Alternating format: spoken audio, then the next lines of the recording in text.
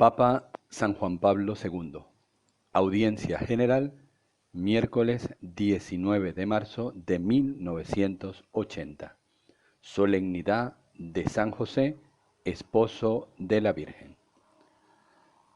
Dedicamos nuestro encuentro de hoy a aquel a quien la Iglesia en este día, según una tradición antiquísima, rodea con la veneración debida a los más grandes santos. El 19 de marzo es la solemnidad de San José, esposo de María Santísima, Madre de Cristo. Ya en el siglo X encontramos señalada una festividad en varios calendarios. El Papa Sixto IV la puso en el calendario de la Iglesia de Roma a partir del año 1479. En 1621 se inserta en el calendario de la Iglesia Universal. Fijémonos hoy en esta figura tan querida y cercana al corazón de la Iglesia, a cada uno y a todos los que tratan de conocer los caminos de la salvación y de caminar por ellos en su vida terrena. La meditación de hoy nos prepara a la oración, a fin de que, reconociendo las grandes obras de Dios en aquel a quien confió sus misterios, busquemos en nuestra vida personal el reflejo vivo de estas obras para cumplirlas con la fidelidad, la humildad y la nobleza de corazón que fueron propias de San José. José, hijo de David, no temas recibir en tu casa a María tu esposa, pues lo concebido en ella es obra del Espíritu Santo. Dará a luz un hijo, a quien pondrás por nombre Jesús, porque él salvará al pueblo de sus pecados. Encontramos estas palabras en el capítulo 1 del Evangelio de San Mateo. Ellas, sobre todo en la segunda parte, son muy semejantes a las que escuchó María en el momento de la Anunciación. Seguidamente Mateo hace notar de nuevo que después de las nupcias de María con José, antes de que conviviesen, se halló haber concebido María del Espíritu Santo. Mateo 1:18. Así pues, se realizó en María el misterio que había tenido su comienzo en el momento de la Anunciación, en el momento en que la Virgen respondió a las palabras de Gabriel: He aquí la esclava del Señor, hágase en mí según tu palabra. A medida que el misterio de la maternidad de María se revela a la conciencia de José, él, siendo justo, no quiso denunciarla y resolvió repudiarla en secreto. Mateo 1:19.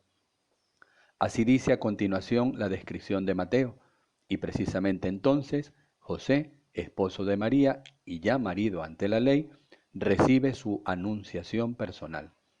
Oye durante la noche las palabras que hemos citado antes, las palabras que son explicación y al mismo tiempo invitación de parte de Dios. No temas recibir en tu casa a María. Mateo 1:20. Al mismo tiempo, Dios confía a José el misterio, cuyo cumplimiento habían esperado desde hacía muchas generaciones la estirpe de David y toda la casa de Israel. Y a la vez le confía todo aquello de lo que depende la realización de este misterio en la historia del pueblo de Dios. Desde el momento en que estas palabras llegaron a su conciencia, José se convierte en el hombre de la elección divina, el hombre de una particular confianza. Se define su puesto en la historia de la salvación. José entra en este puesto con la sencillez y la humildad en la que se manifiesta la profundidad espiritual del hombre, y él lo llena completamente con su vida. Al despertar José de su sueño, hizo todo lo que el ángel del Señor le había mandado. Mateo 1:24. En estas pocas palabras está todo, toda la decisión de la vida de José y la plena característica de su santidad. Hizo. José, al que conocemos por el Evangelio, es un hombre de acción, es hombre de trabajo. El Evangelio no ha conservado ninguna palabra suya. En cambio, ha descrito sus acciones, acciones sencillas, cotidianas, que tienen a la vez el significado límpido para la realización de la promesa divina en la historia del hombre. Obras llenas de la profundidad espiritual y de la sencillez madura. Así es la actividad de José. Así son las obras antes de que le fuese revelado el misterio de la encarnación del Hijo de Dios, que el Espíritu Santo había obrado en su esposa. Así es también la obra ulterior de José, cuando sabiendo ya el misterio de la maternidad virginal de María, permanece junto a ella en el período precedente al nacimiento de Jesús y sobre todo en las circunstancias de la Navidad. Luego vemos a José en el momento de la presentación en el templo y de la llegada de los reyes magos de Oriente. Poco después comienza el drama de los recién nacidos en Belén. José es llamado de nuevo e instruido por la voz de lo alto sobre cómo debe comportarse. Emprende la huida a Egipto con la madre y el niño. Después de un breve tiempo, el retorno a la Nazaret natal.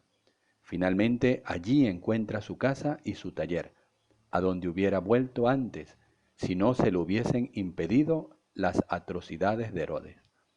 Cuando Jesús tiene 12 años, va con él y con María a Jerusalén. En el templo de Jerusalén, después que los dos encontraron a Jesús perdido, José oye estas misteriosas palabras. ¿No sabían que es preciso que me ocupe en las cosas de mi Padre? Lucas 2:49. Así hablaba el niño de 12 años, y José, lo mismo que María, saben bien de quién habla. No obstante, en la casa de Nazaret, Jesús les estaba sumiso. Lucas 2:51. A los dos, a José y a María, tal como un hijo está sumiso a sus padres. Pasan los años de la vida oculta de la Sagrada Familia de Nazaret. El Hijo de Dios, enviado por el Padre, está oculto para el mundo, oculto para todos los hombres, incluso para los más cercanos. Solo María y José conocen su misterio, viven en su círculo, viven este misterio cada día.